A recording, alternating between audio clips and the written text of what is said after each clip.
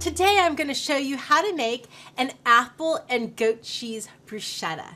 I absolutely love serving this bruschetta at parties because the goat cheese complements the apples really well for a sweet and tangy kick. To get started, I'm going to get my bruschetta toast. You can get your own French bread and slice it and toast it, or you can buy them already done for you.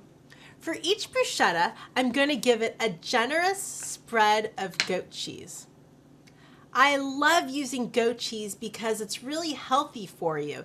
It also has a really nice kick, and they have it in so many different flavors now, so you can get goat cheese with lavender or pepper or different spices. So see what's out there. So now I have my bruschetta with my goat cheese, and now I'm just going to do an apple slice. For this recipe, I am going to want a nice thin apple slice. That way you get a little bit of everything, okay? That's a nice little one. And then I'm going to put it on my bruschetta like that. To garnish it, I'm going to put a little drizzle of agave nectar. You could do a little honey instead. And then a little sprinkle of fresh ground pepper. It's going to complement really well with the goat cheese, the agave, and the apple.